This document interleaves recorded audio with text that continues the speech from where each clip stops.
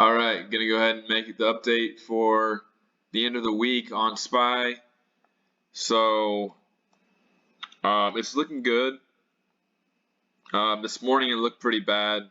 But I think that this morning we finished up the B wave. If you look at the 30-minute time frame, we have A, B, C for the B wave. So we had A, B, C, A, B, C, B, and I think we started the move towards what I think is going to top out around like mid 430s, maybe 435, 436. And we made a pretty good move off the low, 405 all the way up to almost 415. And then now it looks like we are just completing a second wave. So it's being pretty stubborn after this move up here around 10 o'clock all the way to 415. We have A, B, C down here at 408.71. So what I'm looking for from here on out is, as long as it doesn't break this low right here, this low right here has to hold. So 405.73, as long as that holds, I would be looking for something in the 420, possibly if we get a longer extended third wave all the way up to 429, so depending on what happens. And I'm expecting that to happen maybe on Monday or Tuesday, as it looks like we're ready for the third wave. So let's say we do go to 420. Let's see, 420, somewhere in that range. We would be looking for a pullback then to maybe 418-ish. And then I would ultimately be looking at,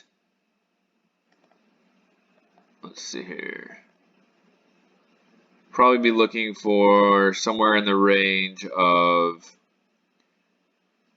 425 to 427, but that's not going to work because as you can see, this B wave did not go lower than this A wave, and so I'm kind of looking for something a little bit higher than this. And so my thoughts are basically that we're probably going to go over the 1.61 fib on the next move. So let's say we go to the 2.61 fib and we hit the top of this for the third wave all the way at 429. So if we do that,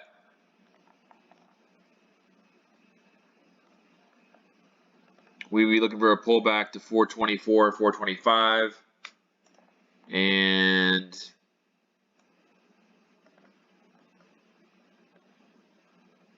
let's see if that will work out with a 435 prediction.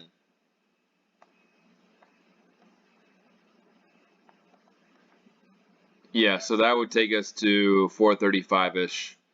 And that would be about 1.23 of the AB wave, and that's kind of what I'm looking for based off this. It looks like a regular flat, so ABC, ABC, and then a 5-wave move. So 1, 2, 3, 4, 5 to 435. And it looks like it's going down here actually a little bit farther right now. But like I said, if it holds 405.83, then that's all it needs to hold. It can go all the way back down to here, and then we'll be fine for the third wave. So that's kind of what I'm looking for. The time frame, I'm looking for probably May 10th or May 11th. So we have the rest of the day, which I'm guessing will probably bounce into the close, if I had to guess. Even though this market's really tricky right now, I'd say we bounce into the close to start the third wave, and then on Monday or Tuesday, pretty big green, and then head into maybe in the Wednesday OPEX, top out around 435. I mean, timing's kind of hard to say, but that's kind of my thoughts right now. And then I think that would probably, with the CPI data coming out on Wednesday, that kind of makes sense. Maybe we top out around that and get the data, and then we start going down again for this ultimate Y wave, which is over, where's that? Right here.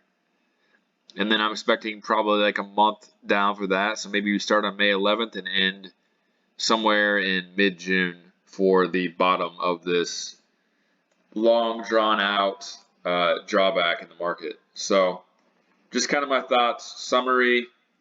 We have A, B, and now we're starting the 5-wave move up to 435 to fill this gap right here.